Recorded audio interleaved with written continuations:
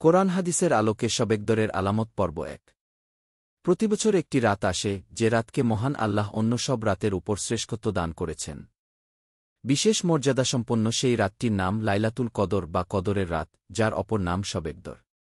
আল্লাহ মহিমান্বিত এই রাতে কোরআন নাজিল করেছেন এবং রাতকে হাজার মাসের চেয়ে মর্যাদাবান ঘোষণা করেছেন। পবিত্র কোরআনে ইরশাদ হয়েছে, নিশ্চয়ই আমি কোরআন অবতীর্ণ করেছি মহিমান্বিত রাতে। আর মহিমান্বিত রাত সম্পর্কে তুমি কি জানো? মহিমান্বিত রাত হাজার মাসের চেয়ে উত্তম। সূরা কদর আয়াত ১-৩।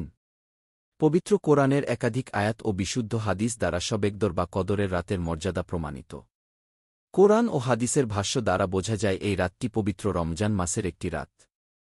পবিত্র কোরআনে ইরশাদ হয়েছে, রমজান মাস, যাতে কোরআন নাজিল করা হয়েছে মানুষের জন্য হিদায়াত স্বরূপ এবং হিদায়াতের সুস্পষ্ট নিদর্শনাবলী ও সত্যমিথ্যার পার্থক্যকারীরূপে। সূরা বাকারা আয়াত ১-৫। রাসূল সাল্লাল্লাহু আলাইহি ওয়াসাল্লাম বলেন, তোমাদের কাছে এ মাস সমুপস্থিত। এতে রয়েছে এমন এক রাত, যা হাজার মাস অপেক্ষা উত্তম। এ থেকে যে ব্যক্তি বঞ্চিত হল সে সমস্ত কল্যাণ থেকেই বঞ্চিত হল। শুধু বঞ্চিত ব্যক্তিরাই তা থেকে বঞ্চিত হয়। ইবনে মাজাহ হাদিস ১৬৪৪। অন্য হাদিসে নবীজি সাল্লাল্লাহু আলাইহি ওয়াসাল্লাম ইরশাদ করেছেন, যে ব্যক্তি ঈমানের সহিত সওয়াবের আশায় লাইলাতুল কদরের রাতের ইবাদত করবে, তার পূর্ববর্তী সব গুনাহ ক্ষমা করে দেওয়া হবে। বুখারী হাদিস ৩-৫। প্রশ্ন হল, সেই রাতটি আমরা চিনব কিভাবে? নবীজি সাল্লাল্লাহু আলাইহি ওয়াসাল্লাম রাতটির নির্দিষ্ট তারিখ না বলে গেলেও বিভিন্ন সময় এর কিছু আলামত সম্পর্কে উম্মতকে অবহিত করেছেন। নিম্নে হাদিসের আলোকে সেগুলো তুলে ধরা হল। নির্দিষ্ট কিছু তারিখ সম্পর্কে ইঙ্গিত। রমজানের শেষ দশক। পবিত্র রমজান মাসের শেষ দশকে শবেকদর হওয়ার সম্ভাবনা খুব বেশি, তাই নবীজি সাল্লাল্লাহু আলাইহি ওয়াসাল্লাম রমজানের শেষ দশকে গুরুত্ব সহকারে ইতিকাফ করতেন এবং সাহাবায়ে কিরামকে শেষ দশকে কদরের তালাশ করার পরামর্শ দিতেন। আয়েশা রাদিয়াল্লাহু আনহু বলেন, আল্লাহর রাসূল সাল্লাল্লাহু আলাইহি ওয়াসাল্লাম রমজানের শেষ দশকে ইতিকাফ করতেন এবং বলতেন, তোমরা রমজানের শেষ দশকে লাইলাতুল কদর অনুসন্ধান করো। বুখারী হাদিস ২০২০।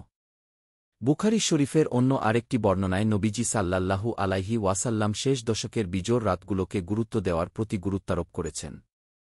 তিনি বলেছেন, তোমরা তা শেষ দশকে তালাশ করো এবং প্রত্যেক বিজোড় রাতে তালাশ করো। বুখারী হাদিস ২০২৭। কোনো বর্ণনায় আবার শেষ ৭ দিন কদরের তালাশের কথাও এসেছে। ইবনে উমার রাদিয়াল্লাহু আনহু থেকে বর্ণিত যে একদল লোককে শবেকদর, রমজানের শেষ ৭ রাতের মধ্যে রয়েছে বলে স্বপ্নে দেখানো হয়েছে। আর কিছু সংখ্যক লোককে তা শেষ ১০ রাতের মাঝে আছে দেখানো হয়েছে।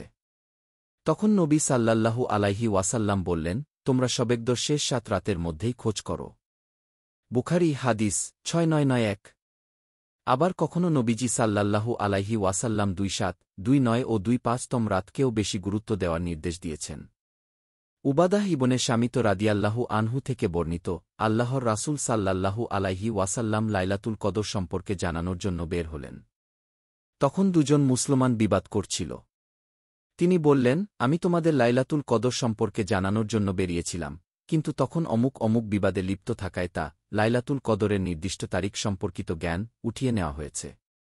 আর হয়তো বা এটাই তোমাদের জন্য মঙ্গলজনক হবে। তোমরা তা অনুসন্ধান করো রমজানের ২-৭, ২-৯ ও ২-৫তম রাতে। বুখারী হাদিস ৪-৯। আবার মুসলিম শরীফের একটি বর্ণনায় ২-৭ তারিখের কথাও বলা হয়েছে। অতএব রমজানের শেষ দশকের রাতগুলোতে গুরুত্ব সহকারে ইবাদত করলে শবেকদর পেয়ে যাওয়ার সম্ভাবনা খুব বেশি। শীঘ্রই আসছে পরের পর্ব। মহান আল্লাহ আমাদের সবাইকে মহিমান্বিত এই রাতের ফজিলত অর্জন করার তৌফিক দান করুন। আমিন। দিন প্রচারের উদ্দেশ্যে ভিডিওটি শেয়ার করুন। লাইক, কমেন্ট, ফলো এবং চ্যানেলটি সাবস্ক্রাইব করে পাশে থাকবেন। জাযাকাল্লাহ খৈরান।